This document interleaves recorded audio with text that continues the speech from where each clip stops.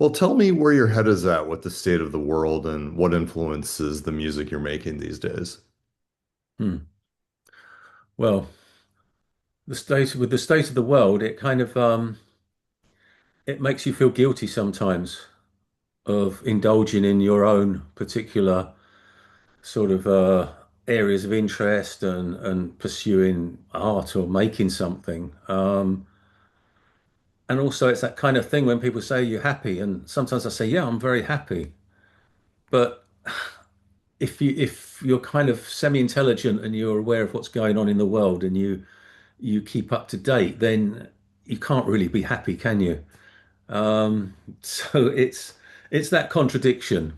So there is a little bit of guilt, but on the other hand, this is what I do, and I have to I have to work outside of that and separate to that. So I get involved in my own things that interest me, and it's selfish. But on the other hand, I'm very aware that you can't really be happy with the way life is when you know everything that's going on. Do you consider art and culture a survival mechanism? I think it's a good one, absolutely. I think that's probably what people turn to.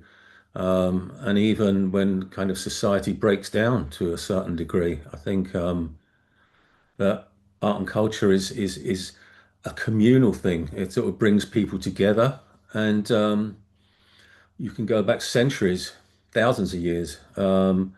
It's the way people communicated with each other. So a kind of at its kind of basis form, it's something that we all can tap into.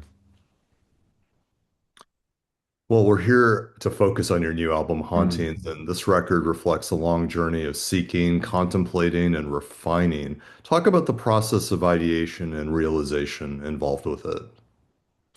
Well, as I said, you're always searching for just that little spark that lights the flame and kind of leads the way, really. And for me, following on from COVID, I've been a lot more introspective, thinking about things, and also because of my age and the kind of career I've had, you look back a lot and you try to make sense of a lot of things. So you do tend to internalize. And I was very kind of realized I was quite obsessed with this kind of nostalgic feel that I had for things, but not just for things that happened, for things that didn't kind of happen, that would get into my dreams as recurring events and recurring places that I would go and recurring characters. And it kind of got me thinking about reality and how much of that is real. Is it, in 20 years' time, if we're all going to put on these kind of headsets and can live our lives in a different world, is that not some kind of reality as well? So the whole idea of this nostalgic look at things interested me, and it formed a little bit of a concept for the album. So there are certain tracks that are very much sound design based and are representations of sound worlds almost of where I go in these dreams or where I daydream and it takes me to things that I relate to very strongly, but I'm not aware that I ever experienced that. And also real memories, and even a kind of warped look into the future as well. And so you referred to these as hauntings, these I experiences. do, yeah. I mean, haunt is a great word that can be used in many different ways. I mean, hauntings are like these thoughts that obsessively occupy my mind. Um, but haunts are places that you go. They're regular places that you visit, which was the case with some of my dreams and these very strong visual kind of this visual imagery that I had. So yeah, it's not always in the basic sense of, oh, you're being haunted by something, although there is one track which is a direct memory of when I used to see apparitions when I was a child. I would see these figures in my room, and of course, my parents would say, well, you had a fever or something, but I think children see quite a lot when they're very young and when their brains aren't fully developed to be told what's real, what's not real, how to act, how not to act.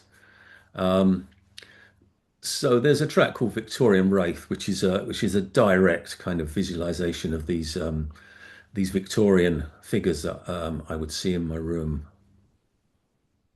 And that was a co-write with your wife, Suzanne.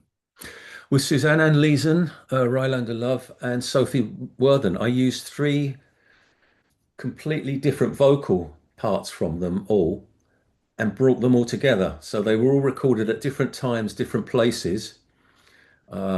One was recorded in a church, one was recorded at home, one was recorded outside. And I obviously processed them quite a lot, but they, like magic, they came together and formed chords and formed shapes, and I didn't really have to do much in moving them around. It just created this thing I was after. Well, I want to dig into some of the key tracks in a few minutes, but before we do that, so this record was there was a very long road to getting it together. You had a lot Hmm. of creative challenges along the way. Talk about the issues and how you overcame them. I th- I never worry about deadlines or a career move or work into a kind of schedule. So I don't think in terms of I need to get an album out for my profile because it's important. Um, I've gone much longer without making albums, as many artists do, and I know it's something that can't be forced. So I would still keep writing, trying ideas, but it wasn't something I was panicking about. If I was never going to make another album again, it wouldn't particularly worry me. I could accept that, and it's hard to describe when things don't work. You're kind of doing things for the wrong reasons in a way.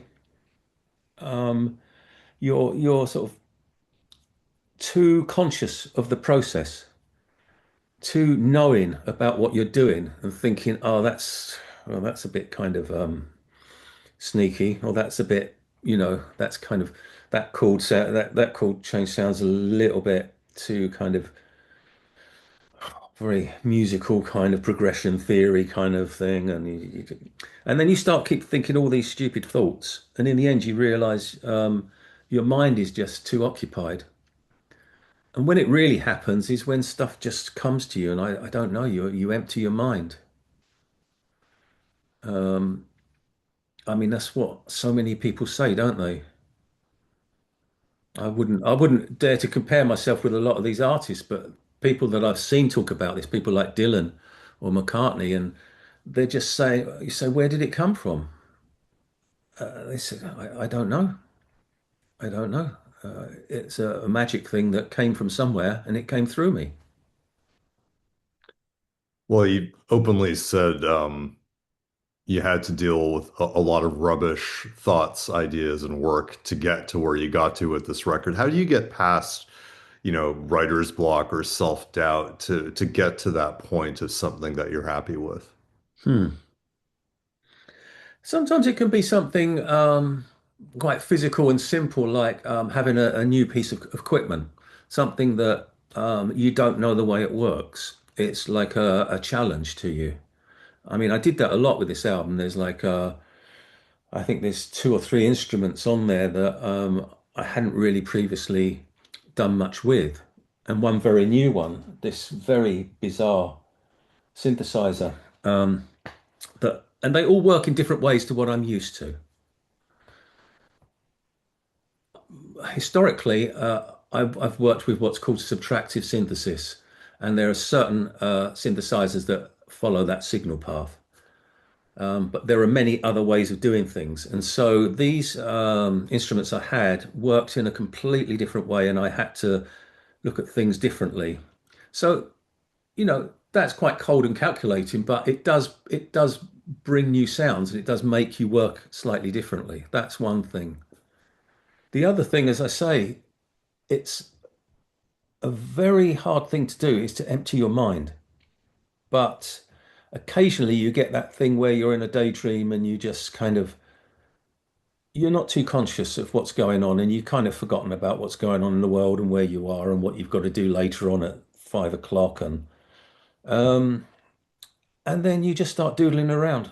And as I say, something happens, but it's knowing when you've reached that combination of sounds that has got you where you want to be, and has somehow musically interpreted the visuals that are in your mind. That's the point. It's usually one or two sounds, combination of. There's a track on the album called 1890, and the start of that track was the inspiration was I had an original recording of the chimes of Big Ben in London from 1890. It was the first recorded chimes, I think on wax cylinder. And I combined those with some old radio broadcasts and this recording of a thunderstorm that I had. And suddenly this started to take shape and it was starting to look very much like the Victorian London that I go back to in my dreams. And I started to add in some kind of elements. I mean, it's very sound design based, that track. But that's how things start. It's just a couple of sounds, a couple of ideas, samples that just hit the nail on the head, to put it bluntly. Well, since you brought it up, and I'm sure there's going to be some gear nerds watching this, what are two of those instruments that you referred to that? Okay, this is a Solar 42. Now it's called an ambient drone machine, and it's kind of like a living, breathing thing in that it has pickups as well. So you can actually play the machine and it picks up the ambient sound, which you then synthesize. It's also light sensitive. So any changes in the room lighting or the natural light from outside also affects the way the synthesizer works. You have four drone sections, which each have five oscillators. So you've got 20 voices. You can imagine the kind of clustered chords that you can put together, and you can play these via buttons or use them as drones in the background. You have a conventional, well, unconventional keyboard in that it's a touch keyboard, which can be scaled to any kind of scaling that you want. You can create your own, or you can go through the whole Lydian, Dorian, whatever. Um, it has an effect system that is run from little cards that you insert. You can import sound into it as well. You have two kind of effectors on either side, which create very odd frequency and modulation effects.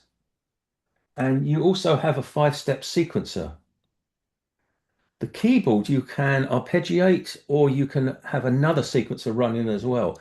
So a little bit of it is like the booklet system. Um, so West Coast synthesis.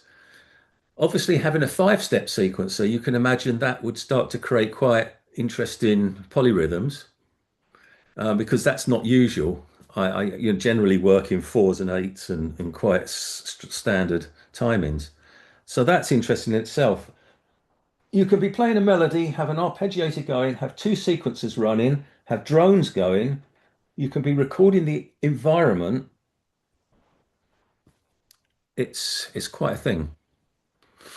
And the other thing, which is behind me, which is a Nonlinear Labs C15.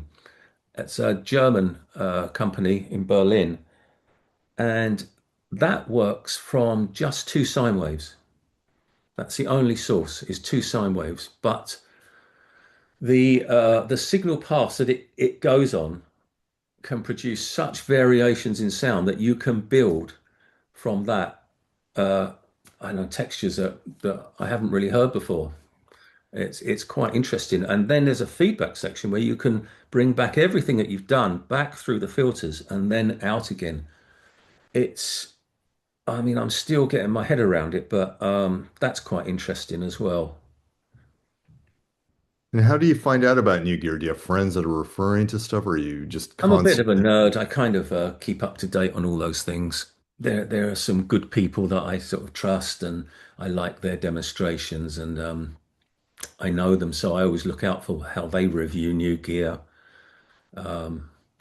guess it's like the old days. Sometimes people used to look out for journalists to see what they said about an album, and you'd kind of think, "Oh, right, I might listen to that then."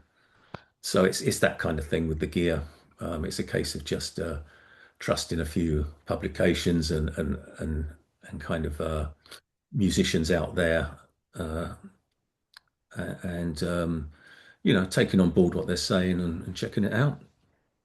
And when you get a new piece of gear, are you like a little kid with a new toy? Is it a very Yeah, very exciting thing? much, very much. What I've stopped doing though is this kind of sponsorship type thing, endorsements, and um, it's really more of a pain. It's easier to pay for the thing and then not have to have any dealings with them or have to write sounds for them or go and do this and do that. And it always ends up being an unequal partnership, and I'd rather pay the money and not be bothered. All right, well, let's go through some of the key tracks. You mentioned a couple already. So Snakes and Ladders is a particularly mercurial journey, and you've got Percy Jones bass up front. Talk Mm. about putting that one together. Well, that one didn't come from any particular concept. That was just a very musical thing, just plain kind of. I liked the idea that it had this kind of theme, and it was very much an opening theme to me. It had a kind of filmic quality to it, I felt, and obviously getting Percy on it. I mean, he kind of enhances so much with harmonics, chords, melodies. He really helps what I've done. He follows melodies at certain points. Um, and as it was developing, it seemed to me there were a lot of these crescendos and falls, rise and falls. It seemed to be happening. Something was building up, and then there'd be a crash. Percy would hit this huge harmonic, and then everything would tumble down and fall. And the image I had was of a snakes and ladders board, and how you kind of are climbing these ladders and musically, and then falling down the snake. So that was very much a visual thing, and also with a little bit of kind of possibly time slips and time travel thrown in, where you get these big changes and you're suddenly somewhere else. So that kind of followed the musicality of the track, I'd say. Now, the title Anemoia refers to the idea of bittersweet nostalgia, for a time, place, or era you never experienced. Tell me what you're communicating on that track and how the music reflects it. There's this fantastic book called The Dictionary of Sorrows, and I can't remember the name of the person who's wrote it, but he started inventing words for things that we didn't have a meaning for in our own dictionaries. And it's quite interesting. And he invents these words, and anemoia is, as you say, now if you go to Wikipedia, it's there. It's accepted as a meaning. And it's that feeling of nostalgia for something that didn't actually happen.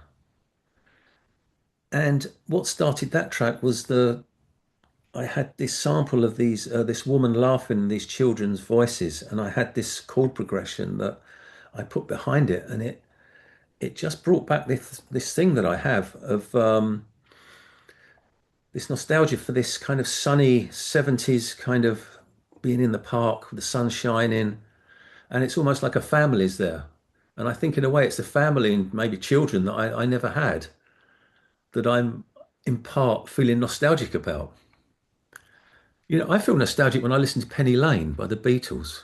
I mean, it means I don't know anything about Penny Lane. It means nothing to me. I was just a kid. But for some reason, that makes me feel nostalgic for something, and I don't know what it is. Um, and I guess we get that for like old Hollywood films or old kind of, old footage of things, and we just feel that was a time that meant something, and you just have a feeling for it, and you don't know where that comes from. But as I say, that combination of chords and those voices, and that was, and the track musically had this kind of drum and bass, kind of a mild drum and bass part that I'd programmed, but I wanted real drums. I just thought it'd be more interesting with a drummer playing those patterns, and I'd had Morgan Agron on my sort of radar for a long time anyway. I like the way, I mean, he's obviously like a jazz background, but I like the way that a lot of the things that he posted were experimenting with electronic music, and I think he had a sensibility for electronic music as well. So I thought he'd be really good for that. And that was a nice combination, I thought, between the two. Well, 1890, which you mentioned in Paris Sketch, are among the more experimental pieces on the record. Discuss the territories they explore and the ideas that are manifested on them. Well, as I said, 1890 was basically trying to create this sound world to replicate the feeling of where I go in my one of my recurring dreams. And it's kind of, it's not a nightmare, it's not scary, but it's very dark and grainy. And I know that I'm near the River Thames and I know that the Houses of Parliament are there. So I just started working around, as I said, with the chimes of Big Ben and these old kind of radio recordings from probably the turn of the century, and working that in with little kind of musical boxes and trinkets, and it was a real sound design thing. I don't think there's actually anything musical within it as such. It just places you somewhere, and that for me worked really well. And I'd say that this album generally, it's not as musically developed as other albums that I've made, but I think I've got to the crux of what I wanted to say better. And then, well, same again, Paris Sketch. That was kind of my impressions when I first went to Paris. It was a real big deal for me. I used to read a lot of the classics, all the kind of Emile Zola and Balzac, and I used to love that kind of 19th century kind of Parisian thing. But I also love the 60s and 70s, that whole, the French films and French art, and it's just a sort of longing to visit this place. And when I first did, it didn't disappoint. I absolutely loved it, and this Paris Sketch, it's almost like a kind of travel log of just flying through the streets and different times, going from 70s back to 1900s, back up to 60s. All this kind of Super 8 film kind of feeling to it. That was what was going through my mind. Also, kind of trying to write a film score to it. Well, artificial obsession involves an intriguing narrative and vocal approach. Tell me about that one. This there's a website that I go to called Freesound, and it's where you can listen to samples that people have made. Could be anything. And I was always interested in the spoken word. And I came across this girl who just made little poems and stuff. I used her voice on a few things, and it's featured before in my albums. And there was something about her voice that cut through really nicely in the music. And so I tended to use it in quite a sympathetic way. But for this, I kind of distorted it to be something quite dark and sinister. In fact, it's actually a very twee, naive kind of little love poem. But I started to slow down the voice so it had this Twin Peaks kind of slow kind of speaking. And then I started to process it. The words then took on a different meaning almost. It turned into this very kind of clingy, obsessive AI girlfriend. And I'm kind of imagining this in like 2060 in the future, where there's this kind of AI robot that was made in 2030. It's just wandering around this derelict house because it's defunct. Her model is just gone out. It's defunct. The world's moved on. She's just wandering around reciting these love platitudes, and that's kind of what was in my mind, and it just took on an eerie kind of feeling which I liked. Sort of like a benign Blade Runner. Exactly. It's like a kind of, yeah, it's a dystopian future thing, and it's all those things. It's Blade Runner, and it's sci-fi. And it's a little bit obvious, but I think the voice is actually quite interesting. Does a new simulation connect to that thematically? Yes, in the, I think it's worth exploring whether we do live in a simulation. As I said earlier about where AI is taking us, there will be worlds that we can create. We can create our own day without going outside, and we can say from 9 o'clock till 9 o'clock in the evening, this is my life. And you could be anywhere you want. You can see anything you want. You create these other worlds, and obviously it's a simulation, but you're living in that world. And the more you live in that world and less in the real world, I wonder whether one is more valid than the other. Um, it's something, and again, this is a bit Matrix, I suppose, but it's a theme. It's a universal theme that I think a lot of people are kind of focusing in on these days. I mean, we know that everything we see is really just particles. We're not real. It's not really what we're seeing. We're seeing what we believe we're seeing. But if you break everything down, us included, we're all kind of part of the same thing. But we're all just atoms and particles. And on the other hand, I looked at it positively with the advent of AI, and so I don't know if you feel that way, but the last album has a very uplifting feel, and it's quite positive, and it feels like the end of an album, and it's like you're coming out of something. So I think I achieved that quite well with that. Now, the track Traveler is, very emblematic of the rhythm feel that's prevalent on a lot of your solo music and even some of Mm. your band music going back decades. Mm. Um, Reflect on the making of that and also that sort of unique kinetic feel that it has that you bring to your pieces frequently. Yeah, I think this has a lot of kind of the traits that I have, and a lot of the processes that I've used in past albums. So very kind of groove orientated, quite unusual bass line, synthesizer bass lines,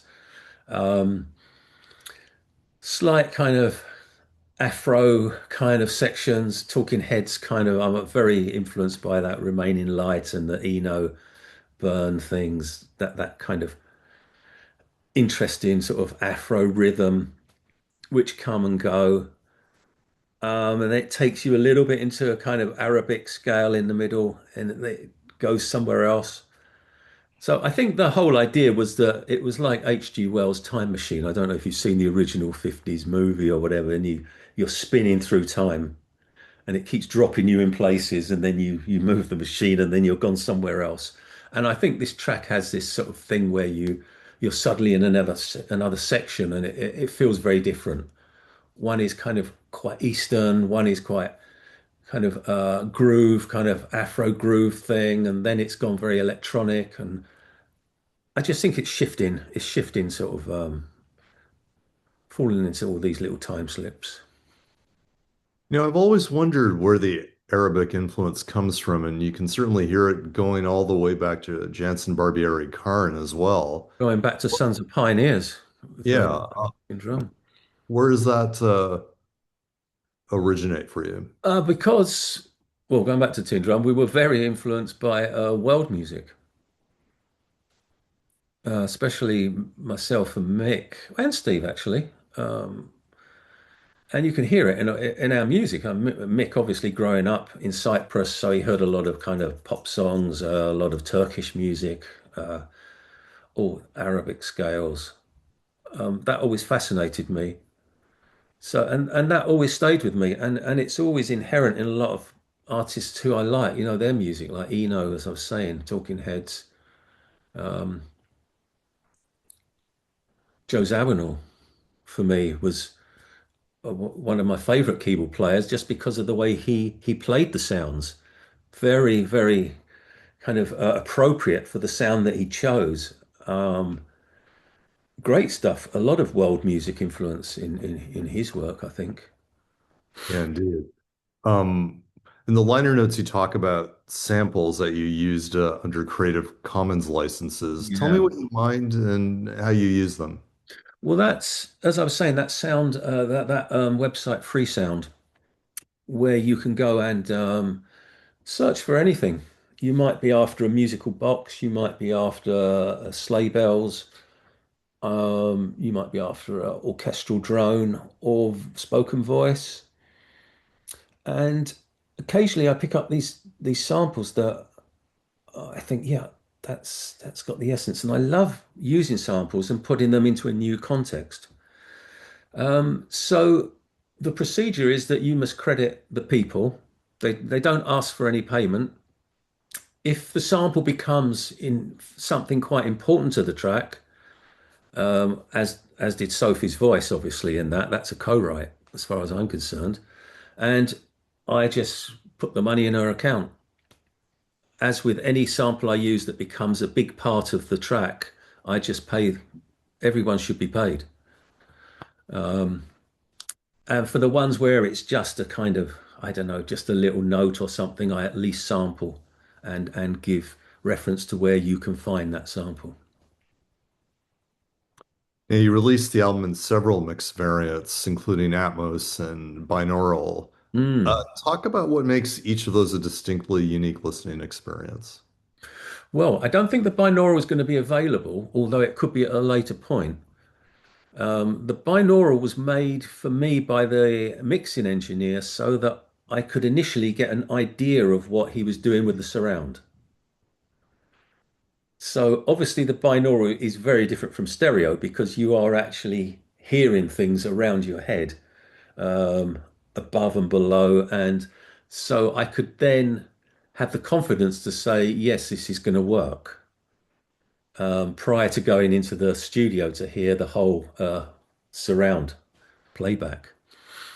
And I really like that. I think that's the best listening experience for me of this album is the binaural. So I will release that officially, I think, at some point. And the Atmos was great. I felt 9 out of the 11 tracks completely translated to that separation and that surround format. Two of them didn't. Two were just stereo. They were bonded together, and the moment you start taking them apart, I think it kind of weakened slightly what was there. But having said that, considering I didn't make it with surround in mind to start with, I think that's a pretty good success rate. Yeah, you've used Bill Smith again for the album art, as you've done on many of your releases over the As decade. you did yourself. With the interviews logo, the interviews Yeah. website, one of its core designs, yeah, it came out of Bill as well. Um, and of course, he's one of the most celebrated, visual artists in the history of music. But what is it about his approach that appeals to you to this day that makes you want to keep going back to using him? He's he's quite he's quite old school, and obviously he's used to working with vinyl. He never really got into the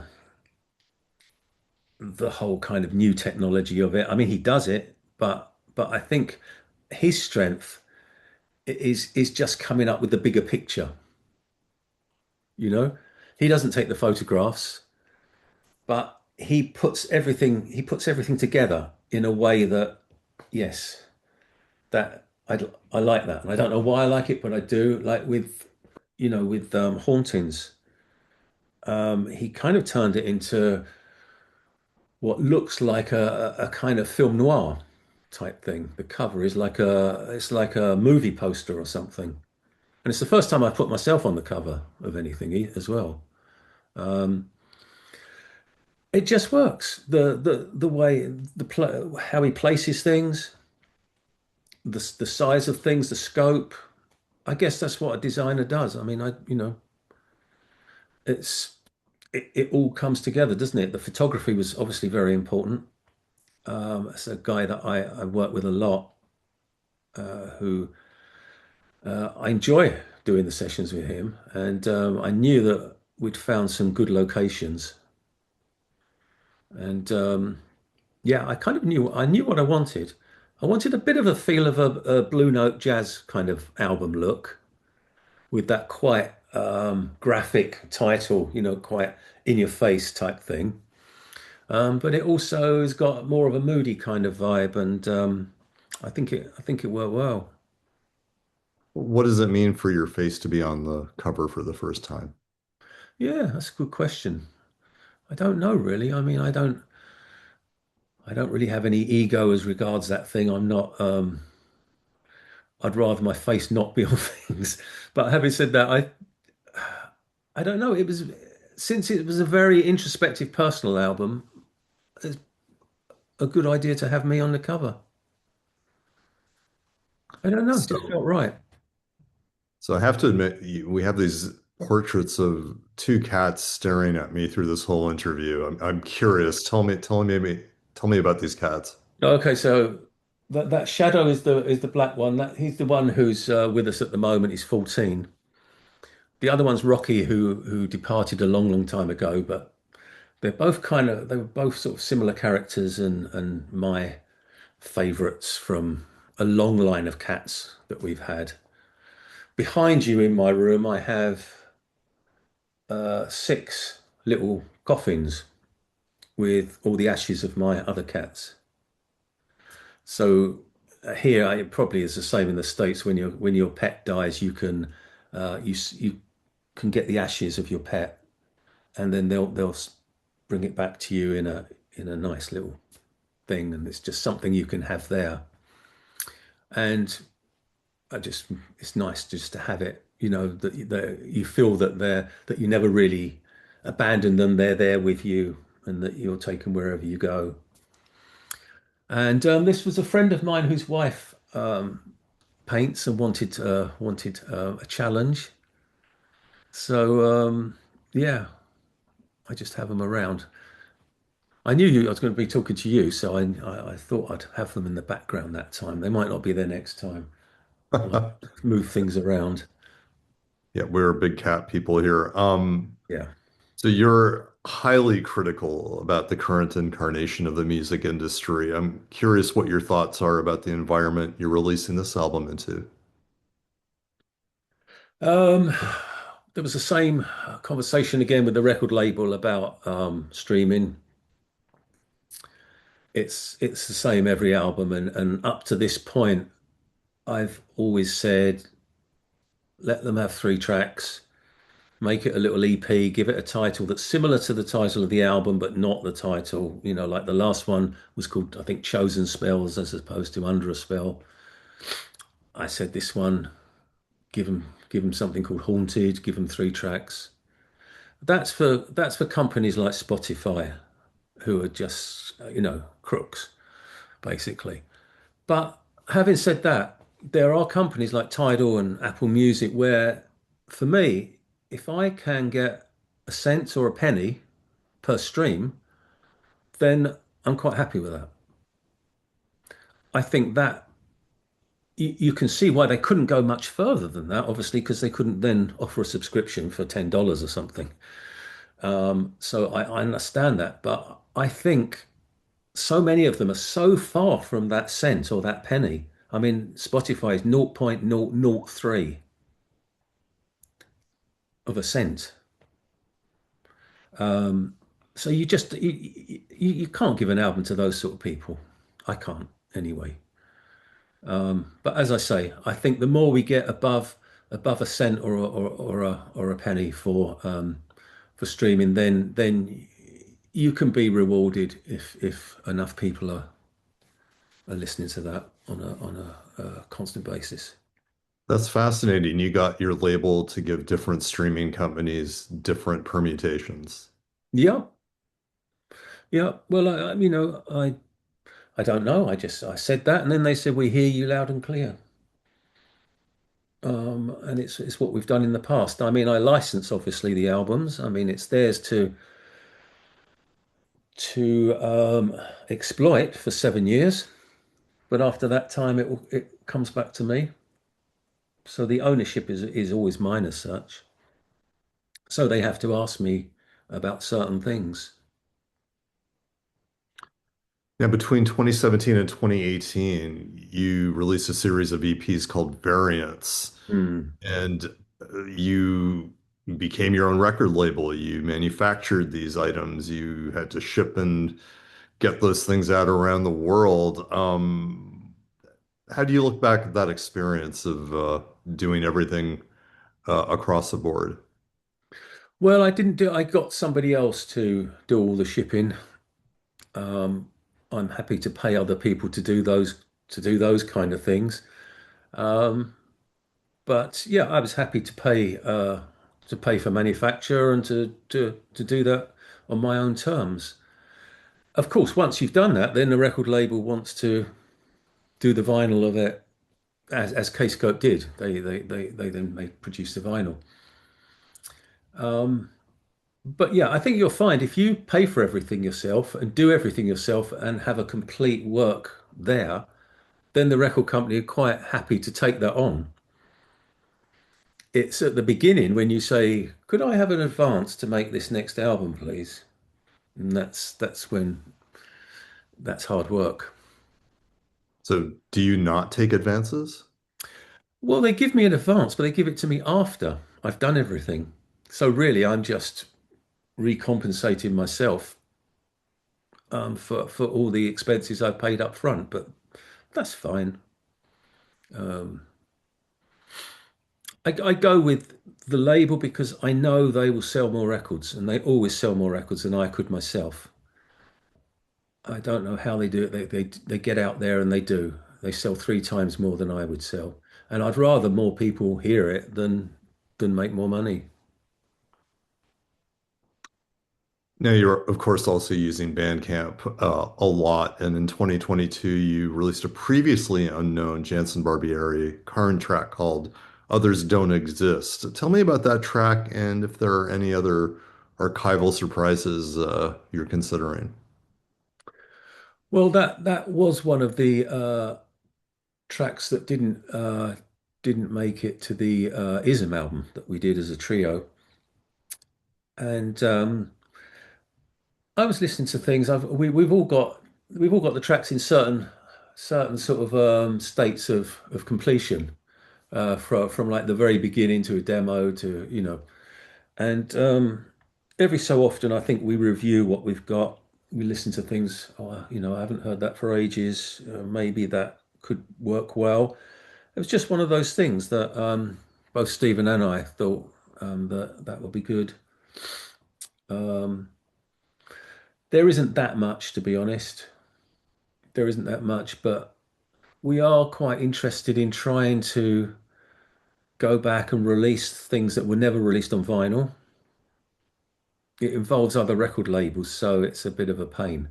Um, and also, where multi-tracks can be located, it will be really nice to do some surround releases as well.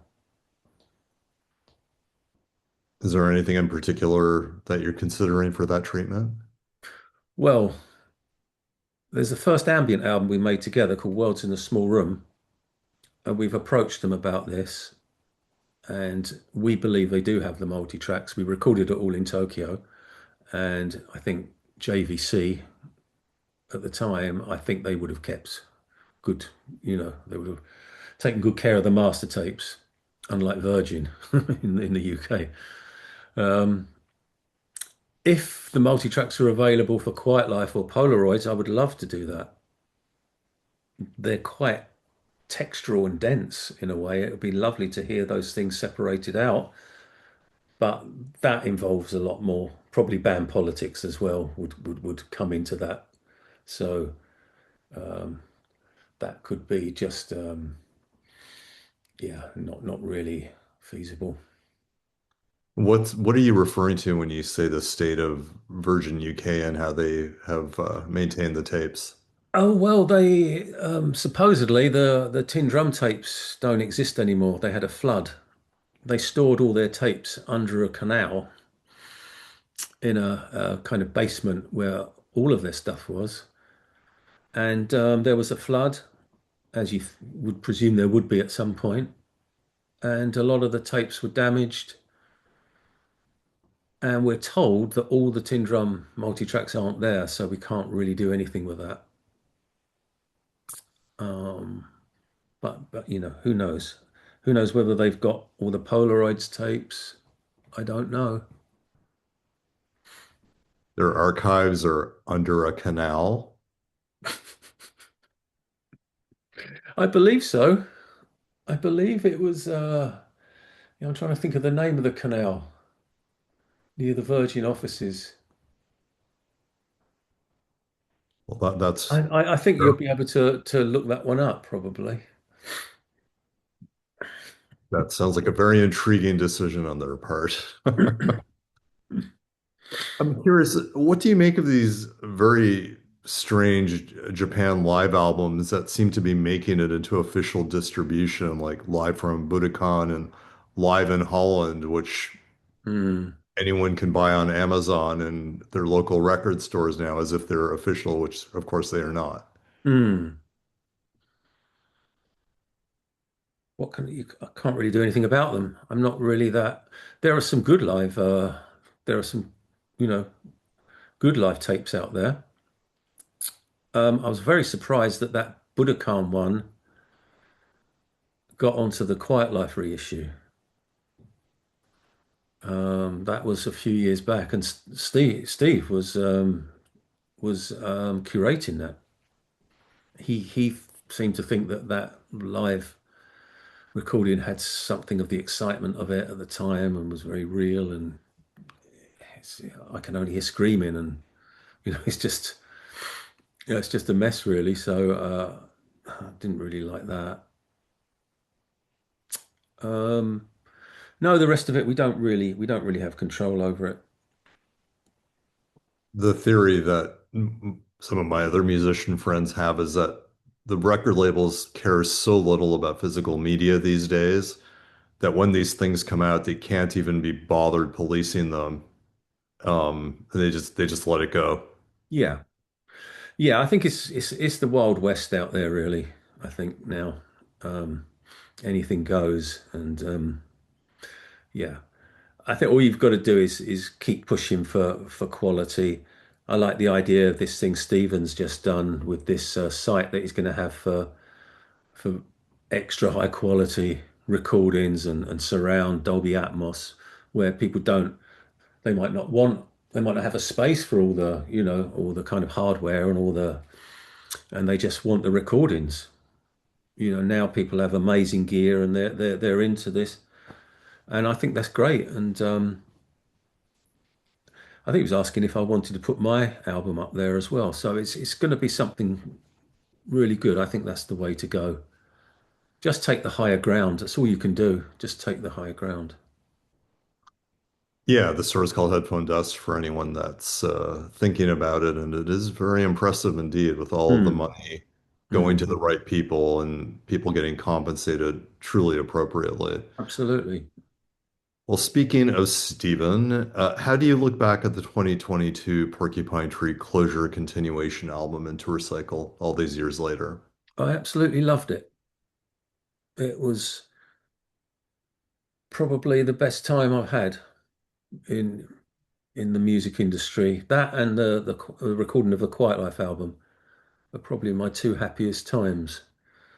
And we didn't see that much of each other on the tour, but when we did, it was because we wanted to, and it was just so nice. It was so comfortable. The moment we did the first show in Toronto, we had a standing ovation before we even played a note, and that set the whole tone for it. There was such enthusiasm for the group. I was happy that we made a really good album compared to like The Incident, which was kind of hanging around as the last album that Porcupine Tree had made. So I was really glad that we got that out there. Glad that it was different. Um, Happy that the way Steve now sees the band, because his solo career is so developed and so far along the line now that when he comes to Porcupine Tree, he just says, "Look, we're all in it together. Let's all do this together. Let's write it together. Let's make all the decisions, everything." And because he's reached a satisfaction with his own direction, his own solo career, which is great. And he can finally sort of find the dividing line there. So it's just way more pleasant. I'm a more pleasant person than I was on those last tours with the band. So I've managed, I think, to gain the confidence back from Gavin and Stephen in me as a friend, and that's a really nice feeling. Um, so it worked on so many levels, and you probably picked up on the vibe was a good vibe with the band and everything when you saw us when he went out to dinner and everything. Yeah, so I I loved it, and in the end we got to do the tour in complete luxury. We got to make a lot of money as well. It's fantastic. Now, all the signals are pointing to continuation for this band. What can you tell us? Well, I think as regards recording, yeah, we've had three or four sessions together where we've all brought ideas in and they've gone well. And we're trying to find a different sound. We're trying to make something that is very different. And it's quite interesting. And we've all come away from those thinking, I like what we did today. And then we've listened back and there's some it's how far we can push the limits of the band while still retaining something of the DNA of what it is. There's something that happens when we get together, um, and it's very short and it's very intense, um, but it seems to be working. But very sporadic at the moment because we've all been busy with other things. But I think we'd all like to make another album. I don't know about touring, but we'll have to see. Is there any theoretical timeline? No, it kind of it gets delayed a bit. We got quite a long way ahead with it, and then Stephen made decide to make another solo album. So he's got another, and now I'm doing mine. I've got promotion for this, and I'm going to hopefully do a lot of playback events. So that will take me through another 2, 3 months. Um, I mean, even if you think about releases or even concerts, you've got to think a year ahead at least. So don't know. We always thought 2027 might be a possibility, but um, I'm not sure. We'll see how we go. If I'm All still right. alive. Sorry, what was that? If I'm still alive as well, of course. Well, I certainly hope that that would be the case. Well, you see so many people way younger just disappearing. Does that sort of tide of existentialism hit you frequently? Uh, well, you're very aware you're on the home run, and sometimes you don't realize how close probably you are to it because you start thinking, well, yeah, in like 6 years, and you think, well, I can't really think ahead that long. What am I? I'm 69 this year. At the end of the year, I'll be 69. Um, yeah, but Well, it's not anything that doesn't occupy my thoughts. It's not anything I'm particularly bothered about. I don't think when rock and roll first emerged that anyone could have imagined, Mick Jagger still performing into his 80s or Pete Townsend still touring with The Who at age 82. So it's clearly possible. And there's a lot of people that are just not, that are going to go to the grave spending their last waning moments making music. Are you one of those people? No idea. No idea. Probably not. I don't know. The main thing is that we leave the world in a nice enough condition for Keith Richards. Um, what other projects are you considering for yourself in a solo or collaborative capacity in the foreseeable future? Is there anything else you're thinking about? I'd like to do another variant style project. It's enjoyable because there's no timeline, there's no deadlines to it. It just progresses along, and I like the format of 5 tracks each EP. And I think the idea this time is that every track, there'll be 25 of them in the set, will be a collaboration, and there'll be different types of collaborations. So there'll be kind of different genres, but it gets me back to working with other people, which is always enjoyable. And yeah, so that's what I'm looking at sometime in the future, but that's something that can run parallel alongside other things.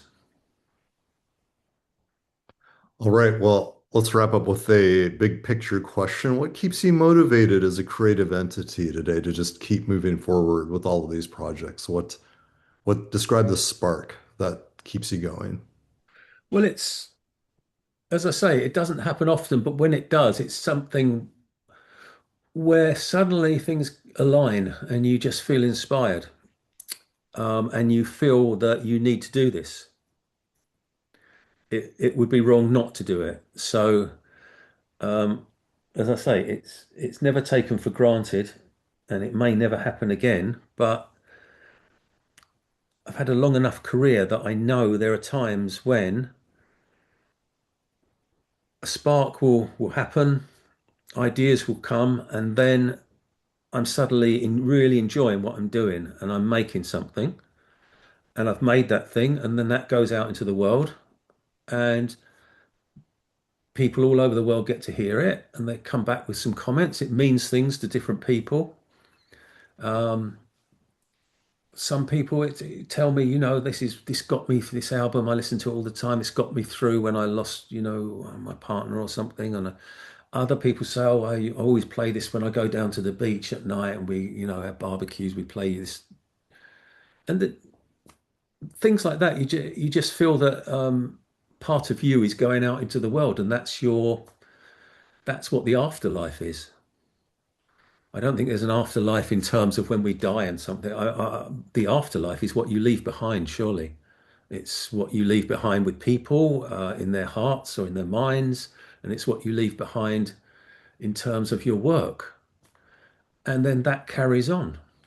How long we don't know, but you've left your mark, and that to me is the motivation. All right, that's a wonderful answer. That's all I had for you. I appreciate your time. Great, thanks, Anil. I enjoyed that.